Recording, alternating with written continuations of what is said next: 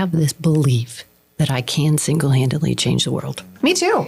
Whether it's the environment or change people's lives. And really one person at a time, I'm doing that. So I'm working on the environment because I'm a beekeeper. And I'm changing, my little neighborhood and improving everybody's gardens around there. And when it comes to affordable housing, I'm changing thousands of people's lives.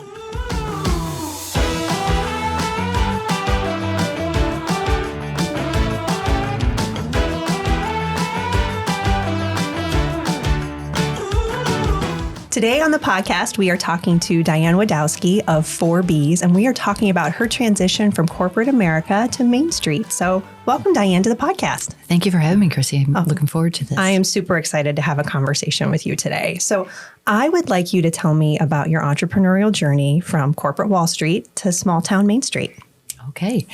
So I worked at Nestle, world's largest food company, for my entire career. Wow. And I knew that I was going to be having an early retirement. I was a fortunate beneficiary of a old school pension plan.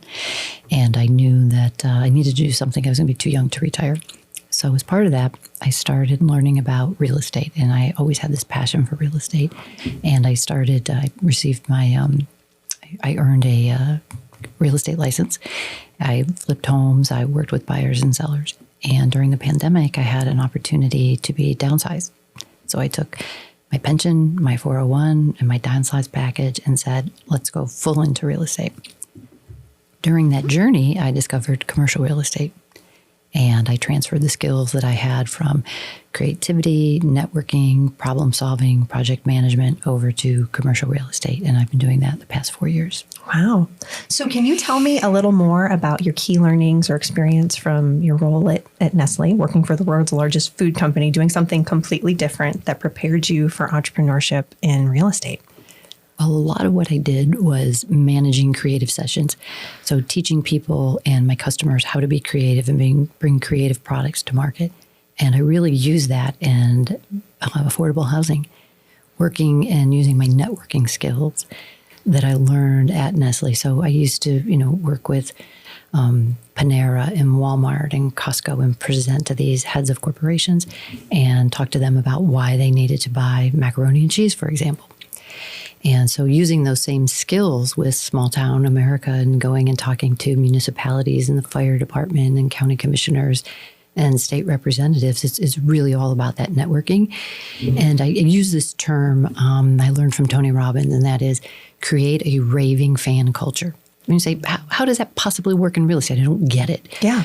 Well, my customer is actually the person who buys the home or rents, my consumer, but my customer is the municipality. They're the ones that if I can create a raving fan culture with municipality, they want me to come back. They want to donate land to me from the land bank because they see how I'm improving communities. And what I've learned about politicians is anytime you can make them look good, just like I made the head of Walmart look good, they want to bring you back. Wow. So who knew that there were so many ties between mac and cheese and manufactured housing? There you go. Wow. So what are some of your personal values? We talked a little bit about, learning how to network, building relationships. What are some of the personal values that push you in your entrepreneurial journey? So I have this belief that I can single-handedly change the world. Me too. Whether it's the environment or change people's lives. And really one person at a time, I'm doing that. So I'm working on the environment because I'm a beekeeper. And I'm changing, my little neighborhood and improving everybody's gardens around there. And when it comes to affordable housing I'm changing thousands of people's lives and giving them the opportunity to have safe, affordable, and energy efficient housing. So what personal experiences, observations do you have that puts you into that niche of affordable housing? You could have done in commercial real estate anything. I mean, there's retail, there's all sorts of different types of office space, there's multifamily housing. What made you go into manufactured housing? I really wanted to make an impact. Okay. I can revitalize a shopping center, and that makes an impact in an environment or in a community. But being able to give the folks that work at that retail center a place to live really just resonated with me. And at the end of the day, the fact that you can provide great housing for people and make a profit, they're not mutually exclusive. And I just love the fact that I'm helping all these people. So tell me, what is manufactured housing and who are the customers that live in those types of places? So most people want to think of a trailer park. Okay. Right? So we all know the old school trailer park. We all know the jokes. But we like to call it manufactured housing communities. So these are homes that are built in a factory to HUD specifications. They're delivered to the community, set on a foundation of sorts, and skirted. And we are able to deliver housing for a fraction of what any other single-family, unsubsidized housing has to offer. And that's really the difference. Oftentimes, people think of affordable housing and think of Section 8, and they think of rentals. Our model is all around home ownership. Because homeowners add more value to a community. They become involved in their houses of worship, in their yoga studio, in the kids' soccer games and PTA, and they really become a fabric of the community. So how are you working to overcome some of those challenges and misconceptions or perceptions that people have about the trailer park? It's huge. Everybody says, not in my backyard, NIMBYism. And what we try to explain, and particularly I've been very involved here locally with the Medina County Economic Development Corp. I've met with local and state representatives, and really it's having them out to our community and showing them the 2x6 construction, the energy efficiency, drywall, and the high quality homes that we're building, and really trying to change that mindset that this isn't the trailer park that you remember. It's hard. Yeah. And when you're thinking about the type of individual that's living there, you're talking about individuals that are maybe looking at living in multifamily housing, so apartments, potentially renting a home, but you're giving them an opportunity for home ownership, which also gives them the capacity to potentially build wealth. And maybe this isn't their only home. Maybe this is the first home and they can transition and move into another direction. So what do you look for when you're looking for a manufactured housing community to acquire, especially as you're building community and looking at building community? So I think you bring up a great point, and that is home ownership is the path to wealth building. And if we keep people in apartments, they never have that opportunity. So when we buy a new community and we want to go and rebuild, number one we look for is a strong school system. Because no one ever grows up and says, I want to live in a manufactured home community. However, as parents, we all want our kids in great school systems. And so from an investment standpoint, we look for good quality school systems, and we look for an affluent area where the price of their lot rent and if they have to finance their home, that those two combined are significantly less than rent. So for example, where we are in Medina County, if you had to purchase your home with a loan and your lot rent, you'd be at about $1,100 a month. A 2-bedroom apartment, building no equity, would be about $1,500 a month. So we give them home ownership at less money. So that big of a difference. That big of a difference. And we really look for that type of multiple to make it worthwhile. It's our unique selling proposition, is a term we used to use in industry. Wow. So as you're starting to continue to build relationships within the community, within building government relationships with the land bank, as you're looking at bringing in homes that are, HUD certified, HUD approved, so they're built to the specifications by the federal government. You're following all of these guidelines. Right. You're dealing with all of these things. Is there some potential to work with or collaborate with employers? I could think that, having individuals that are in a manufactured home community that can be closer to their work environment than maybe having to travel. What does that look like, and how do you build that collaboration? That's a great question.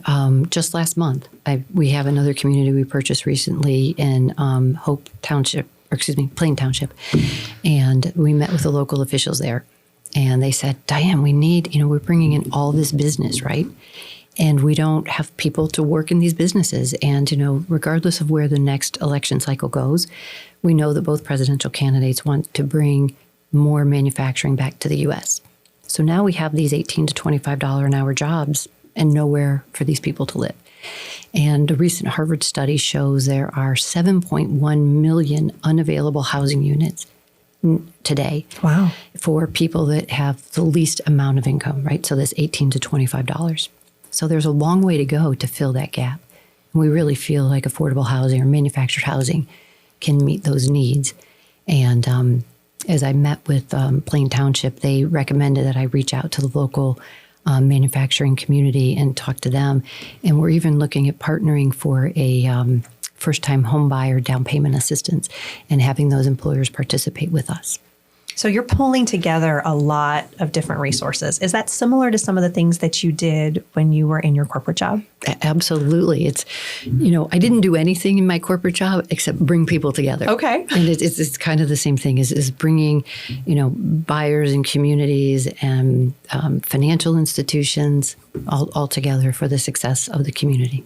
So you talked about NIMBYism. Mm-hmm. You talked about trying to collaborate and get people on the same page. How do you enter a room or enter a conversation where you automatically know, I think there's probably been times in your career where you know someone just doesn't necessarily agree with you or they've got an opinion. How do you work on shaping the path to get them to a yes or an, okay, I can see your point? So I used to introduce myself as a mobile home park owner, and immediately nobody wants to talk to you. So instead I say, hi, I'm Dianne Widowski. I bring quality, energy efficient housing to communities at an affordable price. And all of a sudden they go, wait, what? I want to talk to you. Yeah. So I just did this recently, and I had the county commissioner and 2 state representatives say, well, let's talk. Help me understand, because again, their job is to bring business. Well, they can bring all this business to their community, but if there's nobody to work there.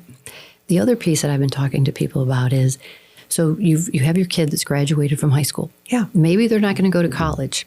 They're going to take one of these manual labor jobs, something again, that go that $18 to $25, $18 to $35 an hour.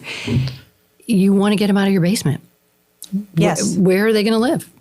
That's a good question. They can't stay in their community when you have $400,000 houses in your community. Oh, wow. And so when you phrase it like that and you make it a little bit more personal, like where are your kids and grandkids going to live? You don't want them in your backyard. And we'd rather not see them in an apartment because, again, there's no wealth building living in an apartment. Yes. Okay, so let's shift for a minute. Okay. We're talking about, we talked about wealth building, we talking about running a business. You came from a large business environment. So you managed budgets, but, cash flow is a little bit different in a large corporation that's publicly traded. How was that transition for you financially, going from person who's managing corporate budgets to now managing small businesses? What does that finance look for you? How did you anticipate? Were there surprises along the way as you've had to learn kind of moving through that? Yeah. I managed a $100 million business myself. Now I'm managing maybe a $5 million business, but it's all funded by the bank of Scott and Diane. So I was fortunate again. I had a pension, I had a sizable 401, and I received a nice bonus to early retire. So that really helped me, kind of get through the hump. You had your good seed money. I had my good seed money. And then something we haven't talked about is I have a couple of other buildings where I have retail, which provides me some additional income. Okay. So learning all the finances, you just kind of had to change, be more creative. You have to be very creative. Okay. What do you think over the last couple of years since COVID, when you transitioned, what is the most important thing that you learned as a business owner in manufactured housing? If you could share that one thing with the audience. I would say to continue to build that network. I attend a lot of trade shows for manufactured housing. I attend local community meetings in the township where my properties are located. I make sure I meet the local business owners. So an example I just gave to somebody recently was my retail building. I had a period of 3 years when with all of my properties, I would have had 324 rental payments that I was expecting to receive. Wow. Okay. During that time, I had 4 turnovers. And in 2 instances, we had to completely remodel one of the suites. During that time, I only lost 4 months of rent. I collected 320 months of rent.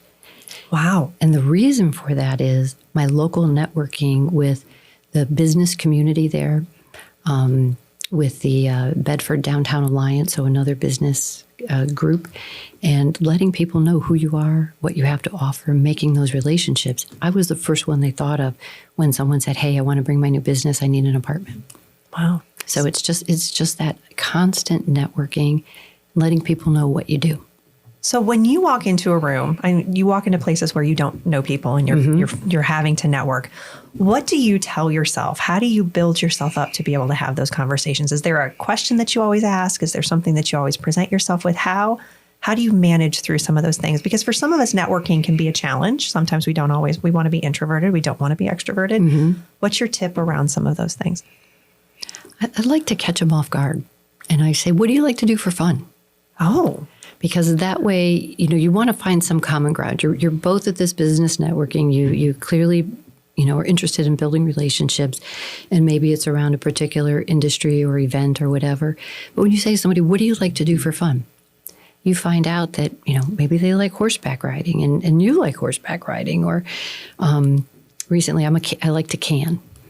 And so I was talking to somebody who I suspected had a similar interest. And as we were looking through pictures, I made sure she saw my picture of canning. And I was canning pickles. And so we got to talk about canning pickles.